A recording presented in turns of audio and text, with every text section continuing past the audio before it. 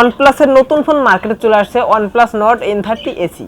So এই ফোনটি সম্পর্কে খুঁটিনাটি বিষয়ে আজকে ভিডিওতে জানবো। তার জন্য ভিডিওটি কন্টিনিউ অবশ্যই করতে হবে। আরেকটি কথা, যারা এখনো চ্যানেলটি সাবস্ক্রাইব করেনি প্লিজ সাবস্ক্রাইব করে দিবেন। চলে যাওয়া যাক মেইন ভিডিওতে। ফোনটির রিয়ার প্যানেলে কিন্তু পলিকার্বনেট ব্যবহার করা হয়েছে, তবে রিয়ার প্যানেলে এক ধরনের ডিজাইন দেওয়ার কারণে দেখতে অনেকটাই সুন্দর লাগছিল, মানে অসাধারণ লাগছিল। সাথে রয়েছে 36 মান্থের ফ্লুয়েন্সি সার্টিফিকেশন, মানে 3 বছরের ফ্লুয়েন্সি সার্টিফিকেশন পেয়ে যাচ্ছেন কিন্তু এই ফোনে। এবং ফ্লুয়েন্সি সার্টিফিকেশনের মানে হয়তো সকলেই জানেন, তাও আবার বলছি।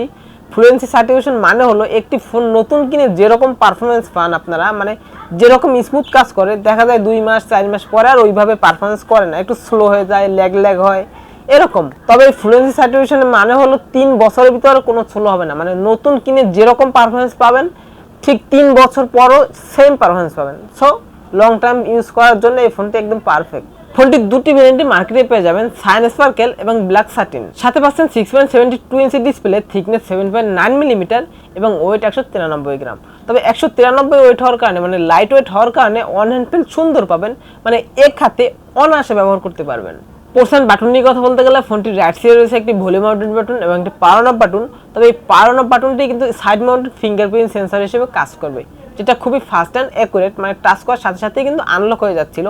এবং ফিঙ্গারপ্রিন্ট সেন্সর পজিশনটাও মোটামুটি ঠিকঠাকই আছে। এবং লেফট সাইডে রয়েছে একটি সিম ট্রে, যাতে আপনারা দুটি সিমের পাশাপাশি একটি মেমোরি কার্ড ব্যবহার করতে পারবেন। এবং উপরের দিকে রয়েছে নয়েজ ক্যান্সেলেশন মাইক এবং নিচের দিকে রয়েছে main speaker, primary mic, USB type C charging port এবং 3.5 mm একটি হেডফোন জ্যাক। এটি একটি 5G ফোন এবং অপারেটিং সিস্টেম হিসেবে রয়েছে Android 14 এবং ইউআই হিসেবে রয়েছে নিজস্ব ইউআই, মানে Exynos 14.0।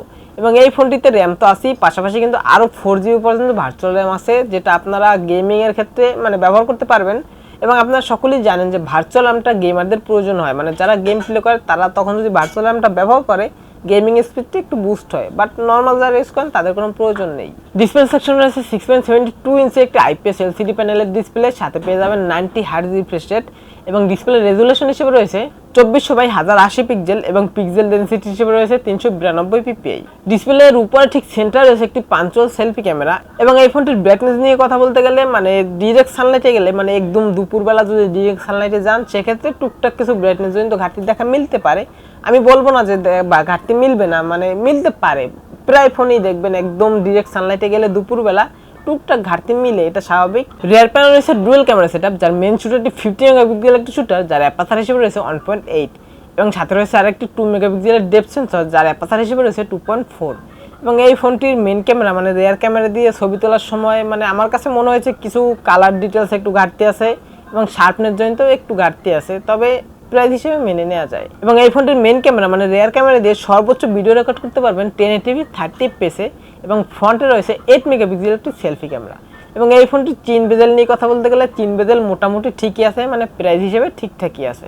ব্যাটারি সেকশন রয়েছে 5000 mAh একটি বড় ব্যাটারি, যেটাকে চার্জ করার জন্য রয়েছে 33 ওয়াট একটি ফাস্ট চার্জার। এবং এই ফোনটিকে ফুল চার্জ করে যদি নর্মাল ইউজ করেন সেক্ষেত্রে 1.5 দিনের মতো ব্যাকআপ অনায়াসে পেয়ে যাবেন। এবং যদি হেভি ইউজ করেন, মানে একটানা গেম প্লে করেন অথবা একটানা মুভি দেখেন, সেক্ষেত্রে 6 থেকে 6.5 ঘন্টার মতো ব্যাকআপ পেয়ে যাবে। প্রসেসর হিসেবে রয়েছে মিডিয়াটেক ডাইমেনসিটি 6020 প্রসেসর, এটি একটি অক্টাকোর প্রসেসর এবং এই প্রসেসরটি কিন্তু 7 ন্যানোমিটার আর্কিটেকচারে বিল্ড করা এবং এই প্রসেসরটি একটি 5G প্রসেসর।